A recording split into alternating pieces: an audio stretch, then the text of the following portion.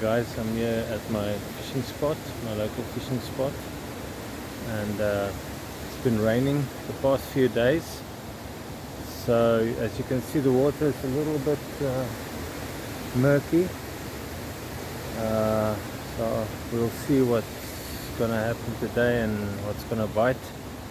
But I would like to demonstrate my dry dropper rig today for you guys and show you how I do this setup and actually how easy it is and quick it is to do it.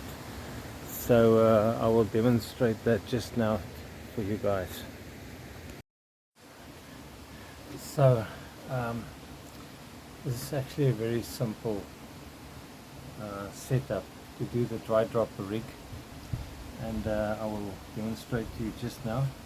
So basically I have another video where I explain exactly how I make this dry dropper rig. So I'm using a piece of wire strip that I strip. Don't know if you can see it, but yes, I just strip it from the copper wire itself, and then I just use a scissor or something to cut off a little tube. As you can see, I just cut off a small piece, little tube, like this. I don't know if you can see it, but there it is. And it's as easy as this is my leader.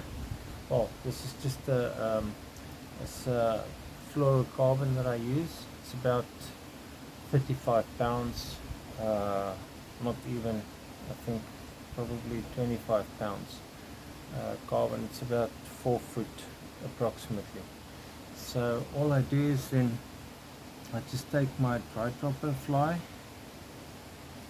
I use this one. It's a foam fly that I've made like a hopper or something, and then I just take my fluorocarbon and I just put it through the eye like this. Very simple, very easy, as you can see. And then what I do is I take one of these rubber stoppers. As you can see, I bought them bulk and they're very cheap. I think I've got enough to last me a lifetime. Small little black, or you can use clear ones, see-through ones as well, transparent ones. So basically I just put it through here and then slip it on, and there you have it. You can see this is, here's the rubber stopper, and I just slide it up, and so as you can see it's keeping the dry fly intact there. So now just right at the end I take my little tube that I've cut off from the wire, and I just also slip it on the fluorocarbon like so, and then I basically just take it like this in my fingers and just slip it onto this, just bend it backwards and just slip it on the hook shank, and there's your dry dropper setup on the fluorocarbon, and it's super easy to adjust, and then all I do is then I just tie the tippet on the end of my fluorocarbon. Just tie the tippet on. I'm using a 3.4 kilo, I guess it's probably 7 or 6 pound fluorocarbon that I use. About another 2 or 3 foot, about another 3 foot that I use. So I just use a blood knot, and just a normal blood knot, and to tie it on. Very simple. I know there's similar, almost similar kind of on YouTube setups, but mine works with a rubber stopper that I use for float fishing. For me, it's just much easier and quicker to set up, and it's been my go-to way to set up my dry dropper rig, and it's always been working well for me. And I'm not really worried about the dry fly slipping, because the setup is quite solid. It doesn't slip off the line. When a fish takes it, it's still nicely intact, and I've caught many fish on this setup, and I haven't had any trouble with the fish moving the dry fly on the line. If it happens, it can only go as far as the knot of my tippet, so I'm not really worried about that. So it's not as if there's any shock on the line when the fish takes it, it's going to break off or anything like that, or you're going to lose the fish. That's not going to happen, because it's fixed quite tightly on this on the line.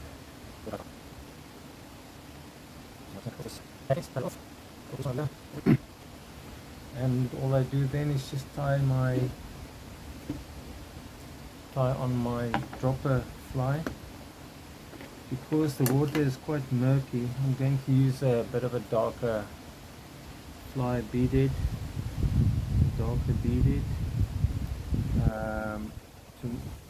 to make it more visible to the fish. So hopefully the fish will see it better, better than a colorful nymph or something.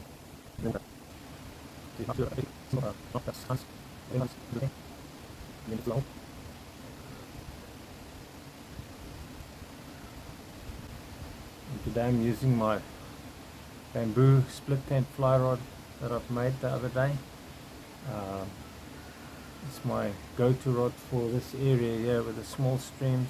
I really love it, and I've already started making another one, a similar one as this, maybe different guide wrappings, different color.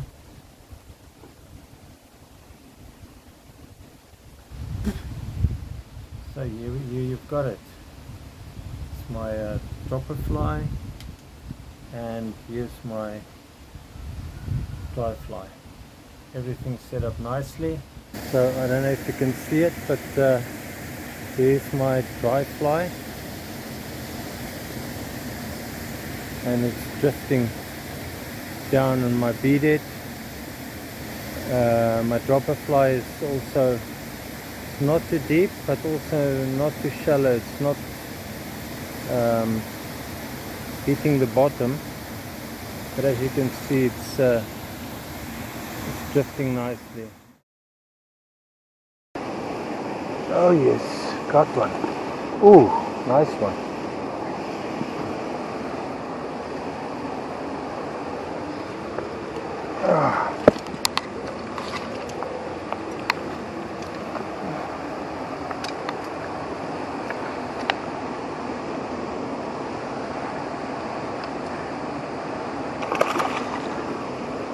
That's a nice one.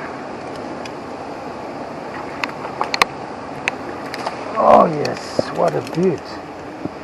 Whoa. Oh.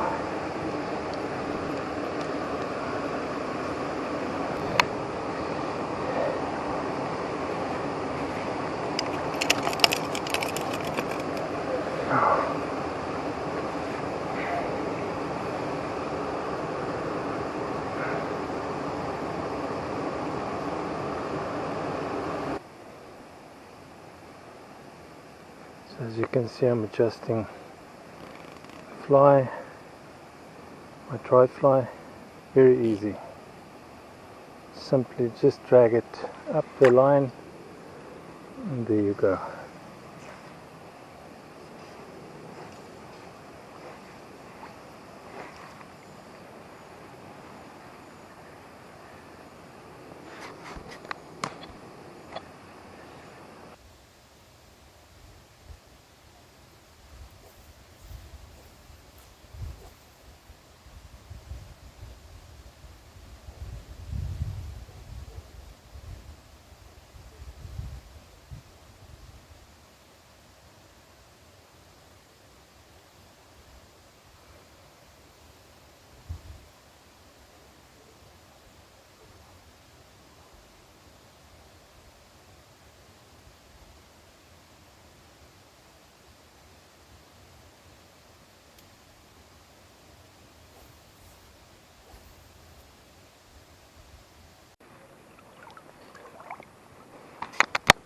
Oh yes, got one.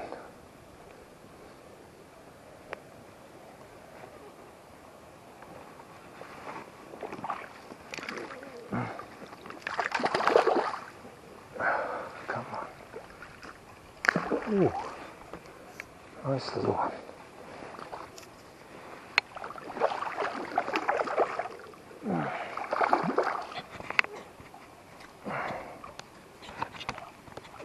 This one.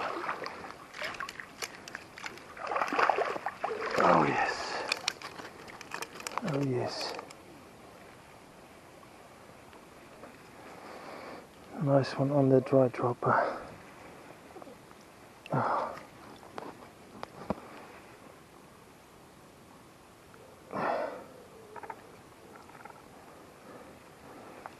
Nice little fish.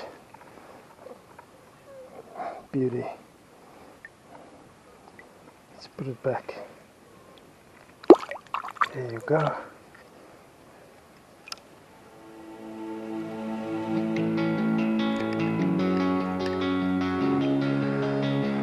Awesome.